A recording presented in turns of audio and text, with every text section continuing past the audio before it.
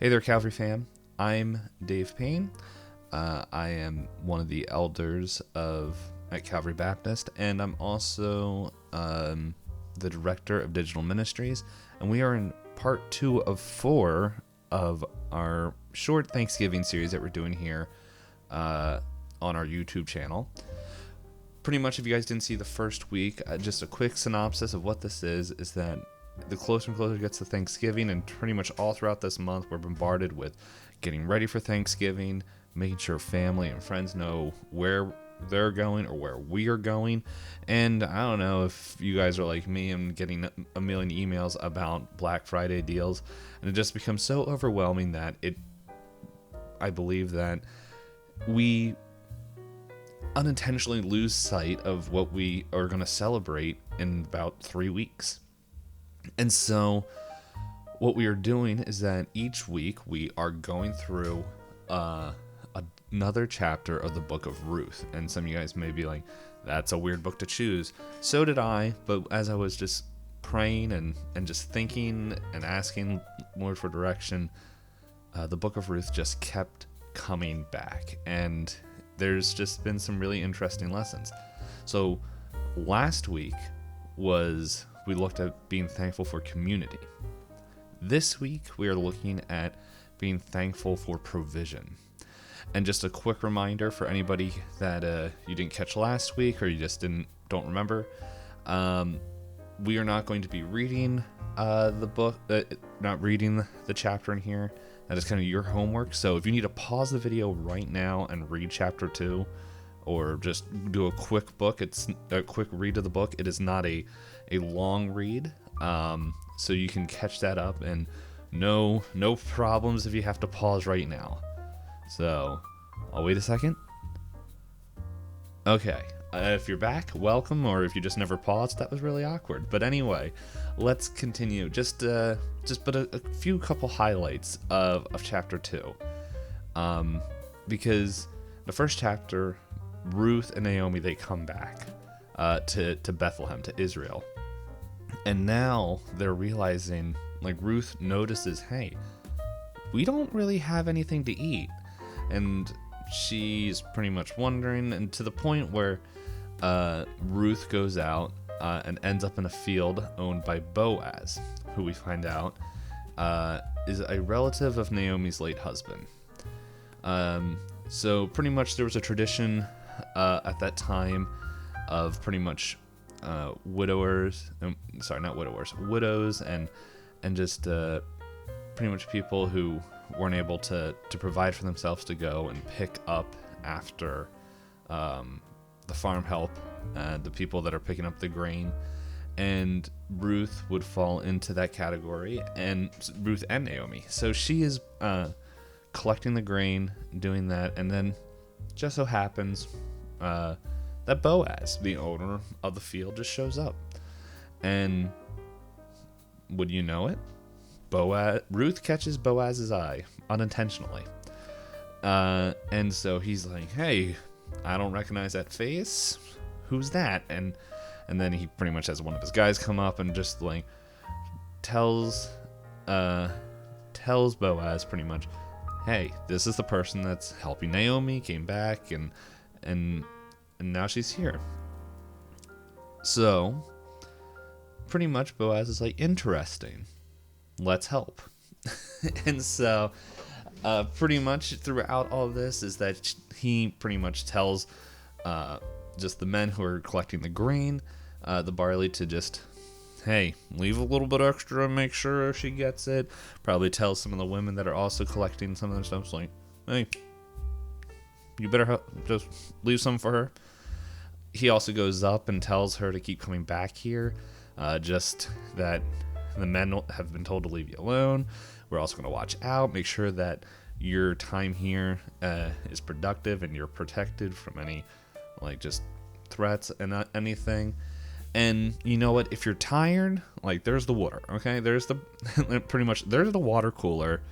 And she's like, why are you doing all this? And he's like, you're helping Naomi, and she's family, so we're gonna help family.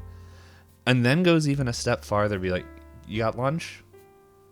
And pretty much invites her over to the lunch table with all the employees, and they're pretty much, she just has lunch, and this goes on the whole day. And by the time she comes home, it says in there that she collected one iftaf. I don't know how to pronounce it, but it's a iftaf. I don't know. All the people that know how to do languages and everything is probably yelling at me in the screen how to pronounce this word. However, I had to look this up, okay? And this was about 30 pounds of barley. And so, like, in my head, I'm like, what? How does that translate? Well, fortunately, I looked around my apartment, and this bag of rice right here, I don't know if you guys can see it in here.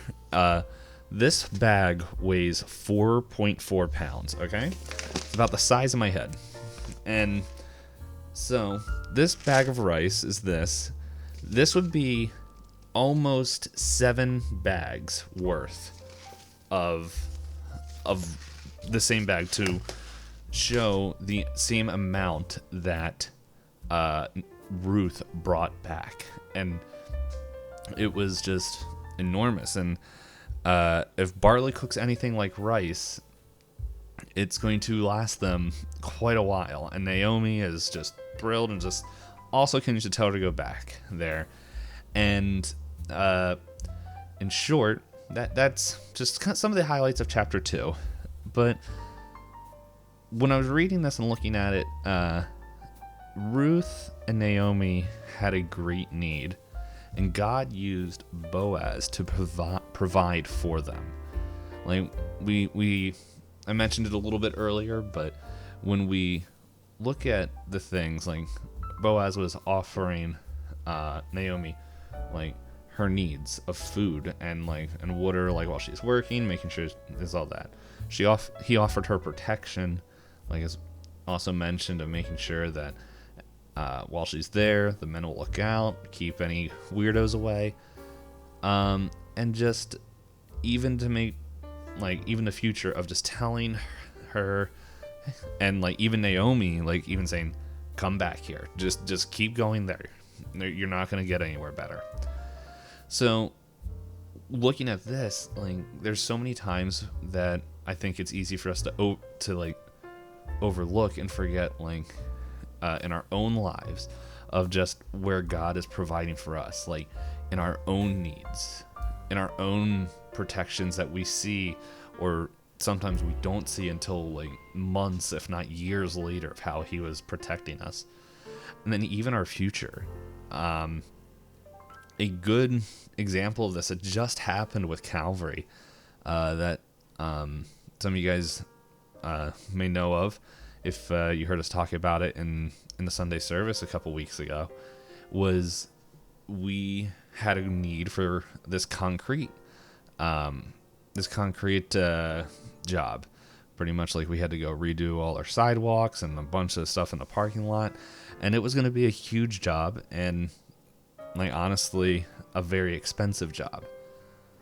And the elders and all of it, and you guys in the community were praying for it, and God answered it in a way that I don't think any of us saw coming.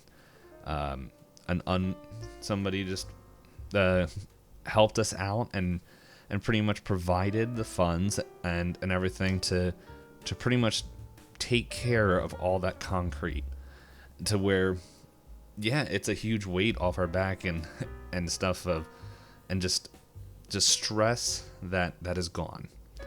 However, there's another side of this, that God is using us here at Calvary to provide for so many other people. For example, the food pantry ministry, where there's just hearing the amount of food and the numbers and everything that goes out in and out of there.